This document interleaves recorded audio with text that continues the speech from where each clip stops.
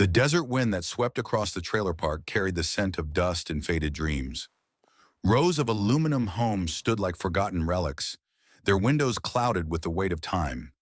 Inside one of them, Margaret Maggie Sullivan sat at her small kitchen table, fingers tracing the edges of an eviction notice.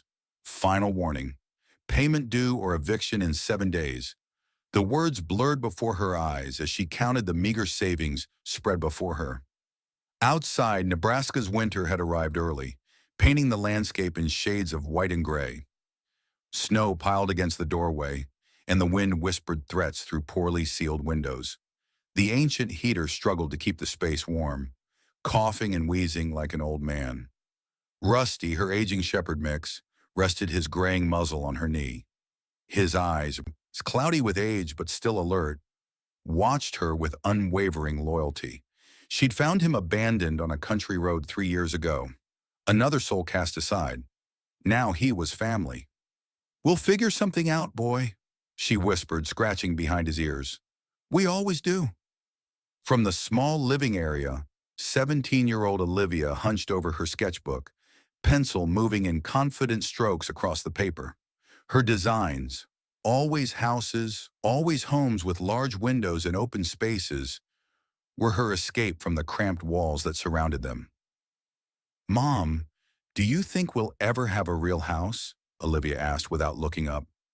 Her voice held the edge it always did these days, a mixture of hope and accusation. Before Maggie could answer, 11-year-old Benjamin emerged from the bedroom, clutching an old transistor radio he'd been trying to fix for weeks. His small fingers worked with surprising dexterity on the wiring. "Dad said he'd buy us a house," Benjamin said quietly, "before he left." The words hung in the air like frost. 5 years since Mark had walked out, leaving nothing but empty promises and a drawer of unpaid bills. 5 years of double shifts and discount groceries, of mending clothes instead of replacing them, of telling the children that tomorrow would be better.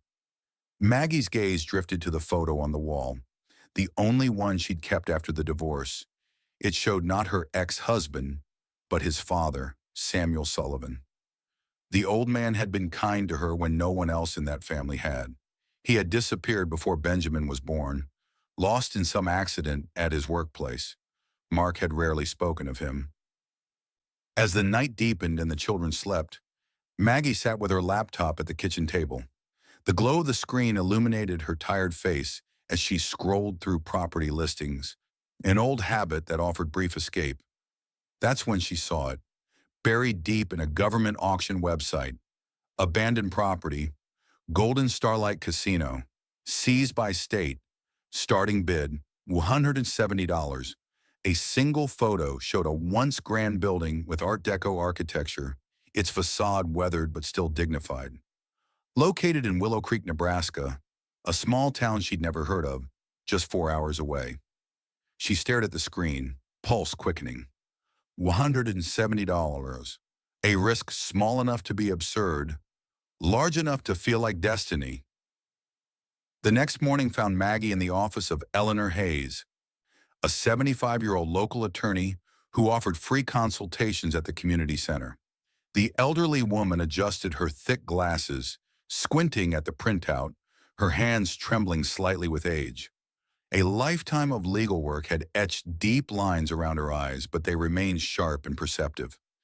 "Golden Starlight," Eleanor murmured, her fingers hovering over the image, as if afraid to touch it. "And your name is Sullivan, you said?" When Maggie nodded, something shifted in the woman's eyes. "Samuel Sullivan," Eleanor said, voice barely audible. "He was connected to that place." Maggie leaned forward, heart suddenly pounding. "Samuel was my father-in-law. I never knew much about him." Eleanor set the papers down and moved to a small window, looking out at the snow-covered town, but seeing something much further away. "We were young once, Samuel and I. Had quite the romance before he married. Before—" She shook her head. "We all make choices." She turned back to Maggie, eyes shining with unshed tears. "When the starlight burned in '79, everything changed. Samuel he was a good man caught in something dark. They never found his body, you know. I was told he died in an accident. Maggie said, confusion creasing her brow. Eleanor's laugh was brittle. Is that what they said? Oh, my dear. Samuel was trying to do what was right. That place holds secrets that some would prefer stayed buried. She took Maggie's hands in her own. If you go there, be careful. The past doesn't always stay where we leave it. 3 days later, as the first heavy snow of winter began to fall, Maggie and her children packed their meager belongings into their aging Ford pickup. Rusty settled in the back seat beside Benjamin, his body providing warmth against the chill. The trailer park manager watched without expression as they pulled away, another family seeking fortune elsewhere. Olivia turned in her seat as they drove away, watching the only home she'd known for years disappear in the swirling snow. Then unexpectedly, she reached for her mother's hand, squeezing briefly before letting go. The gesture, so small yet so significant, brought tears to Maggie's eyes. Somewhere beneath her daughter's anger, the connection remained. The journey stretched across the vast Nebraska landscape, flat and endless under its blanket of white. Benjamin, quiet as always, discovered an old cassette tape in the glove compartment, its faded label reading, Starlight Memories 1979. Can I keep this, Mom? He asked, turning it over in his small hands. Of course, honey, Maggie replied, wondering what connection this forgotten relic had to their destination. As evening approached, they entered Willow Creek, a town that time seemed to have forgotten. Main Street consisted of a handful of shops with vintage facades, most closed or converted to antique stores. Locals paused on sidewalks to stare at the unfamiliar truck moving slowly through their domain, their gazes following with the unabashed curiosity of those unaccustomed to strangers. Beyond the town limits, silhouetted against the darkening sky, the Golden Starlight Casino rose like a forgotten monument. Its Art Deco lines remained elegant despite decades of neglect. A grand arched entrance, flanked by stylized columns, led to massive wooden doors. Above them, the sign, Golden Starlight, was missing several letters but still conveyed former glory. Maggie parked the truck and sat motionless, staring up at what was now impossibly hers. For $170, she had purchased either salvation or folly. Only time would tell which. As she stepped from the truck, the bitter wind whipped around her, carrying snow in whispers. She approached the entrance slowly, keys clutched tightly in her hand. When her fingers touched the ornate handle of the main door, something strange happened. From within the building came the faint, unmistakable sound of piano music, a jazzy tune accompanied by laughter and the clink of glasses. Maggie froze, looking back at the truck where her children waited. Did you hear that?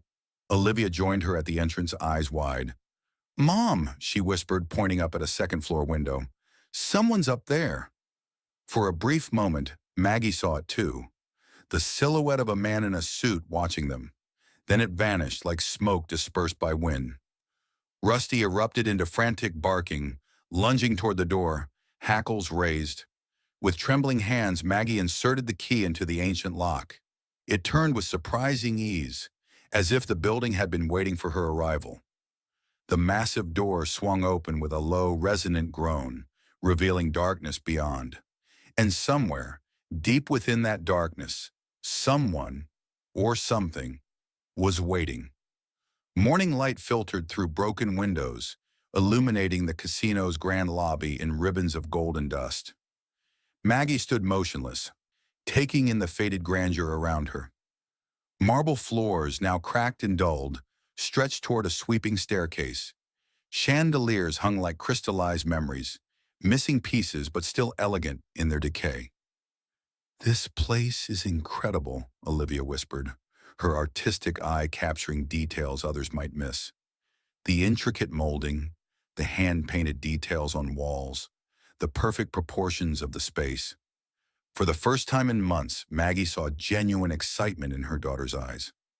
Benjamin wandered toward a row of silent slot machines, their once bright colors muted by decades of dust. Rusty followed close behind, sniffing cautiously at every corner, his behavior oddly restrained. The air held a peculiar quality, Not just the mustiness of abandonment, but something else. A lingering presence, as if the walls themselves remembered. Maggie made her way to what had clearly been the manager's office. A large mahogany desk dominated the space, its surface marred by water damage and time.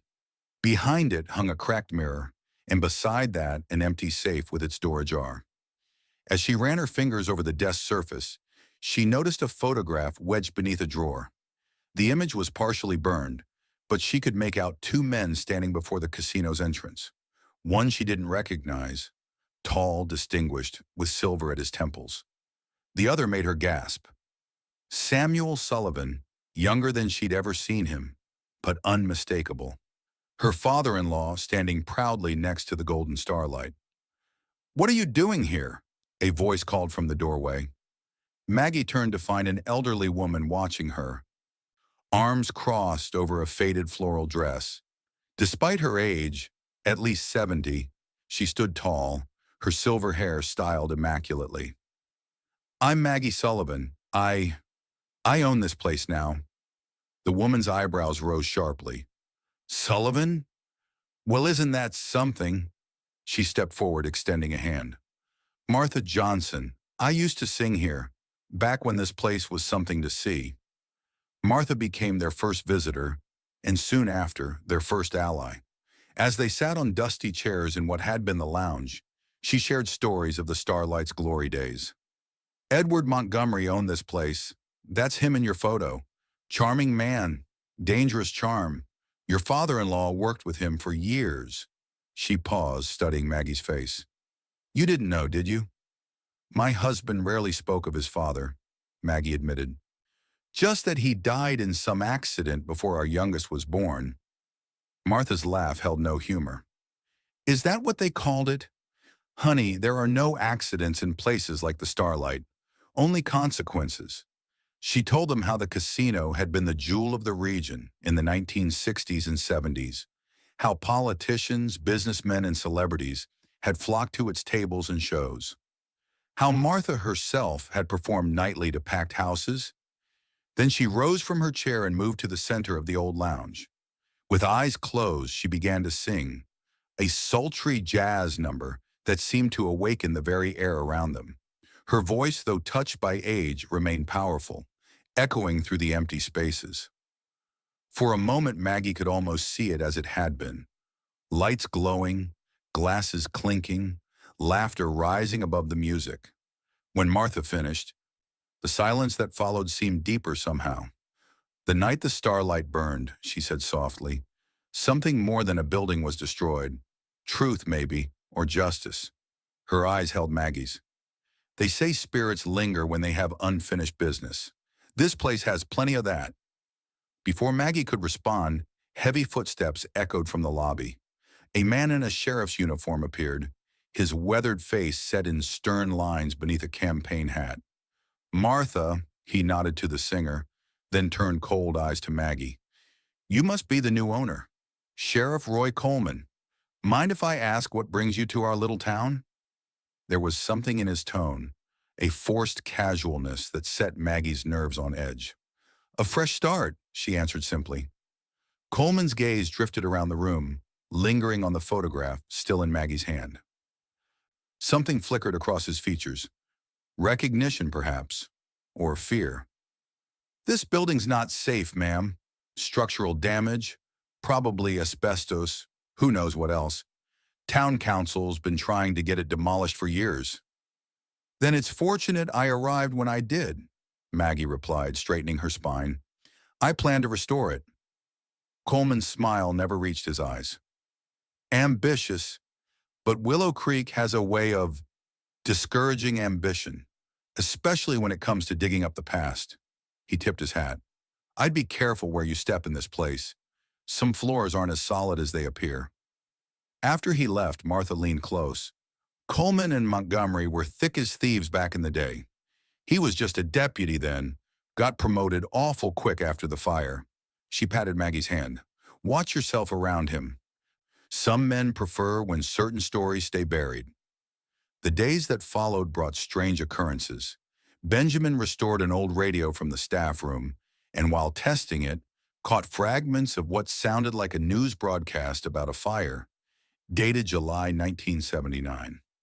When Maggie tried to hear it again, the station had vanished. Olivia, photographing the ballroom for restoration plans, discovered shadowy figures in her pictures, silhouettes that hadn't been visible to the naked eye. "Mom, look at this," she'd said, showing Maggie the photos with genuine concern instead of her usual teenage disdain. The shift in her demeanor was subtle, but significant, and Rusty refused to enter certain areas, particularly the hallway leading to the basement, where he would stand and growl at nothing. One evening, while reviewing old building plans she'd found, Maggie discovered a page from what appeared to be a personal journal, its edges charred. The handwriting was elegant, confident. "If anything happens to me, find the green room. Montgomery keeps his secrets well hidden, but the truth must come out.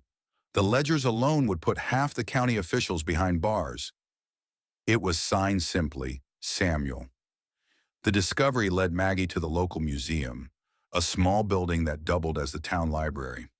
There she met Vera Wilson, the elderly curator whose encyclopedic knowledge of Willow Creek history proved invaluable. "The fire at the Starlight was ruled an accident," Vera explained, laying out yellowed newspaper clippings. Her hands, spotted with age but steady, moved with the precision of someone who had spent decades preserving history. 3 bodies were recovered, badly burned. 2 people missing, presumed dead: Edward Montgomery and Samuel Sullivan. Maggie leaned closer to one particular article. "Wait, this says Samuel was cooperating with a federal investigation before the fire." Vera nodded slowly. That wasn't widely reported, but Samuel had apparently contacted authorities about financial irregularities at the casino. She lowered her voice. "There were rumors that the Starlight wasn't just a casino, that it was a laundering operation for organized crime money." Her eyes met Maggie's with unexpected intensity. "Your father-in-law was a brave man, Mrs. Sullivan. In a town like this, asking questions is dangerous. Answering them, even more so." On her way back to the casino, Maggie couldn't shake the feeling of being watched. Twice she turned quickly, catching glimpses of a man ducking into doorways or around corners. When she mentioned it to Martha the next day, the singer wasn't surprised. "This town has eyes everywhere, honey. Always has." Benjamin made the next discovery. While exploring with his flashlight, he noticed something odd about a section of wall in the lower hallway. The one Rusty refused to approach. The plaster was newer, different from surrounding areas. When Maggie examined it, she found the wall rang hollow when tapped. With Olivia's help, she carefully broke through a section, revealing a hidden passage beyond. The narrow corridor led to a room with walls painted a deep emerald green. Inside, water damage had destroyed most contents, but one filing cabinet remained partially intact. Inside were waterlogged documents, financial records, correspondence, and a list of names with payment amounts beside them. Among them, prominently featured, was Sheriff Roy Coleman. Most shocking was a letter, written by Samuel to Edward Montgomery. "I cannot continue to be part of this. The money laundering, the bribes, the threats, it ends now. I've made copies of everything. Either we come clean together, or I go to the authorities alone. Some things are worth more than money, Ed, like being able to face your son without shame." As Maggie finished reading, a floorboard creaked behind her. She whirled around to find a stranger standing in the doorway, a man in his 40s, with serious eyes and a cautious stance. "Mrs. Sullivan," he said quietly, "I've been looking for you. My name is Daniel Brooks. My father died in the fire that night, and I think your father-in-law might have been trying to save him." Daniel Brooks had spent 20 years investigating the Starlight fire. His father, Fred Brooks, had been an accountant at the casino, one of the identified victims. "Dad called my mother the night of the fire," Daniel explained as they sat in the casino's old lounge, the pain of loss still evident in his voice after all these years. "Said he had found something, that Samuel Sullivan was helping him. Then nothing. Next day, the casino was ashes. Maggie shared what she'd found: the documents, the letter, Samuel's warning. Daniel nodded grimly. Montgomery had powerful friends, still does, from beyond the grave. Together, they decided to listen to the cassette tape Benjamin had found. Using an old player from Daniel's car, they heard a recording of what appeared to be a meeting. Though static-filled and damaged, Samuel's voice came through clearly. "It has to stop, Ed. The money laundering, the bribes. It's all coming apart."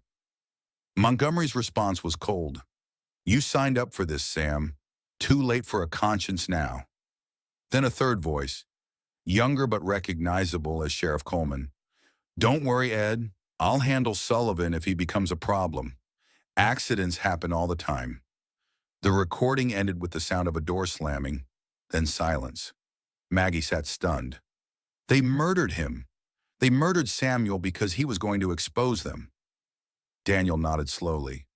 "And my father too, most likely. But we need proof that will stand up today. The recording alone isn't enough."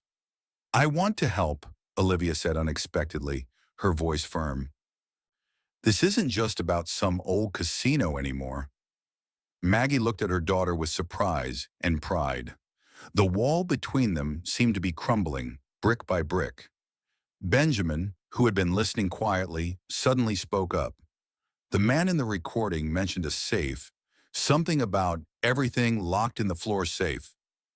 This led to a more thorough exploration of the green room. Benjamin, with his knack for mechanics, discovered a hidden mechanism beneath a loose floorboard.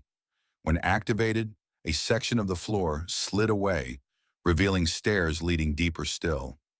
Descending with flashlights, they found themselves in a concrete bunker. Water had seeped in over the years, but the space remained largely intact. At its center stood a massive floor safe, rusted but undamaged. "It needs a key," Maggie observed, examining the unusual lock. She remembered the small glass jar she'd found days earlier, hidden inside the desk in the manager's office. Inside had been an old key with Sullivan etched into its handle. She'd kept it, feeling it might be important. Now, with trembling fingers, she inserted the key into the safe's lock. It turned with surprising ease, as if it had been waiting all these years for her arrival. Inside were waterproof containers filled with documents, financial records, photographs, and cassette tapes. Most significantly, there were ledgers detailing years of money laundering operations, with names, dates, and amounts. Sheriff Coleman's name appeared repeatedly, along with several state officials. "This is enough to reopen the investigation," Daniel said, voice hushed with awe. "After all these years." As they were examining the documents, Maggie noticed something in Daniel's expression, a gentleness when he looked at her that had nothing to do with their investigation. She felt an unexpected warmth in response, a connection she hadn't felt with anyone since before Mark left. But the moment was interrupted by a new voice from the stairway. "I've been wondering when someone would find that." Sheriff Coleman stood with his gun drawn, expression grim in the beam of their flashlights. 40 years I've kept this town quiet. 40 years making sure no one asked questions about the Starlight." He gestured with the gun. "And then you show up, Sullivan's daughter-in-law of all people, digging where you shouldn't." "You helped murder my father-in-law," Maggie said, standing her ground despite her fear. Coleman's laugh was hollow. "Montgomery set that fire. I just made sure certain questions weren't asked afterward. Got a nice promotion for my trouble." "And my father?" Daniel demanded. "Wrong place, wrong time. He wasn't supposed to be there that night." Coleman's eyes held no remorse, only irritation at an inconvenience. "It was business, nothing personal." Coleman stepped forward, reaching for the documents. "These won't be leaving this room. Neither will you, I'm afraid. Another tragic accident in the old casino. Unstable floors, I warned you." Before he could move further, a blur of motion shot past Maggie. Rusty, who had followed them down, launched himself at Coleman with a snarl. The sheriff stumbled backward, his gun firing into the ceiling. The commotion brought others running. Olivia, who had been upstairs, and surprisingly, Martha Johnson and several townspeople who had been visiting the renovation. "We heard everything, Roy," Martha said, her voice hard as steel. "It's over." In the chaos that followed, Coleman's arrest, the arrival of state police, the statements and evidence collection, Maggie found herself drawn back to the safe.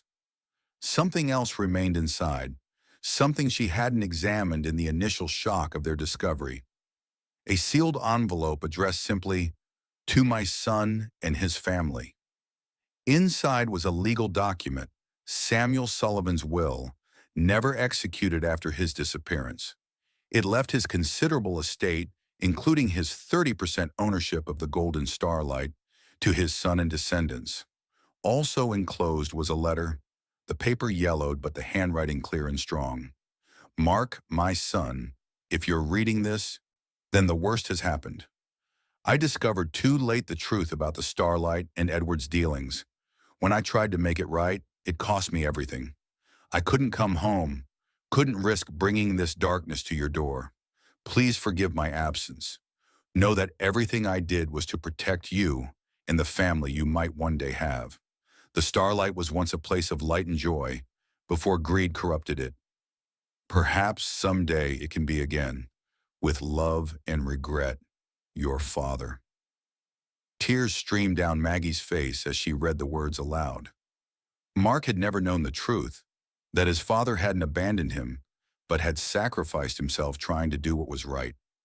1 month later, the Golden Starlight's facade gleamed under fresh paint. The entrance cleared of debris and restored to its original grandeur, welcome visitors once more. Inside, the transformation had begun. The old gambling floor was being converted into a community arts center. The stage where Martha had once performed was being rebuilt for local theater productions. Sheriff Coleman awaited trial, having implicated several surviving conspirators in exchange for leniency. Daniel Brooks had found a measure of peace in finally understanding his father's death. He'd become a frequent visitor to the Starlight, helping with the renovation and increasingly spending time with Maggie. One evening, as they worked late sorting through old photographs for a historical display, Daniel's hand brushed against hers. The moment lingered, both of them suddenly aware of the connection that had been growing between them. "I never thought I'd find anything good in this place," he said softly. "Just answers," Maggie smiled. "Sometimes life gives you more than you're looking for." Olivia had thrown herself into the design work, her talent finally finding purpose. The sullen teenager was slowly being replaced by a focused young woman with vision. She and Maggie had begun to rebuild their relationship, finding common ground in their work on the casino. One night, Maggie found Olivia sitting alone on the grand staircase, sketchbook in hand. "I'm sorry I've been so hard on you, Mom," she said without preamble. "After Dad left, I was so angry. It was easier to blame you than him." Maggie sat beside her, heart full. "We both lost something when he left, but maybe we found something here." "Not just a building," Olivia agreed, "a home." Benjamin had gradually started talking more, especially about his newfound interest in electrical engineering, inspired by rewiring sections of the Starlight. The old radio he'd fixed now sat proudly in the lobby, occasionally playing jazz from the casino's heyday. Eleanor Hayes became a regular visitor, sharing stories of Samuel that filled in the gaps of a life Maggie had never known. The elderly attorney seemed to find her own healing in the process, finally able to speak about the man she had once loved. "He would be so proud of what you've done here," Eleanor told Maggie one afternoon, her eyes bright with unshed tears. "Not just uncovering the truth, but rebuilding something beautiful from the ashes." Vera Wilson from the museum helped organize a historical exhibit about the Starlight's past, both its glamorous heyday and the truths that had been hidden. "Some towns bury their history," she told Maggie, "but healing only comes from facing it." One evening, as sunset painted the sky in shades of amber and gold, Maggie sat alone on the Starlight's front steps. Rusty dozed beside her, gray muzzle resting on his paws. The following week saw the official opening of the Golden Starlight Community Center. Martha Johnson performed on the restored stage, her voice carrying the perfect blend of memory and hope. The room was filled with townspeople, many of whom had helped with the renovation once the truth about the fire had emerged. Maggie stood at the podium, looking out at faces now familiar. Daniel, Eleanor, Vera, and dozens of others who had become part of this unexpected journey. The Starlight was built on dreams, she began. Some were lost along the way. But dreams can be reclaimed, rebuilt. This place once hid darkness, but now it will bring light to artists, to children, to a community. She glanced at her own children, Olivia recording the moment with her camera, Benjamin operating the new sound system he'd helped install. Samuel Sullivan believed in doing what was right, even when it cost him everything. Today we honor that legacy. The golden starlight shines again, not with false promises of fortune, but with something far more valuable: truth, community, and new beginnings. As applause filled the hall, Maggie felt a sense of completion she hadn't experienced in years. The eviction notice, the desperate gamble, the revelations and danger, all had led to this moment. Later, after the crowds had departed and the building grew quiet, Maggie walked alone through the ballroom. The restoration was beautiful. Olivia's designs had preserved the Art Deco elegance while bringing warmth and new purpose to the space.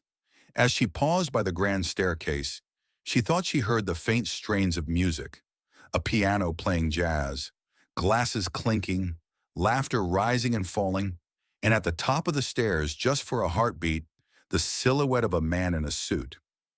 He nodded once as if in approval, then faded like mist in morning light. That night, Maggie sat with her children and Rusty on the front steps. Daniel joined them, bringing coffee for the adults and hot chocolate for Benjamin. The easy way he fit into their small circle felt right, a new piece of a puzzle slowly taking shape. Together, they watched as the restored neon sign illuminated for the first time, golden starlight, gleaming against the darkening sky. "Is this home now?" Benjamin asked quietly. Maggie put her arms around both children, drawing them close. "Yes," she said softly. "I think it is." Rusty, who had been watching the darkness beyond the parking lot, suddenly relaxed, laying his head against Maggie's leg. Whatever had haunted these grounds seemed finally at peace. Above them, the stars emerged one by one, mirroring the golden lights that once again shone from within the starlight's walls, a beacon of second chances, of truths revealed, of a family who had found their way home through the most unexpected of doors.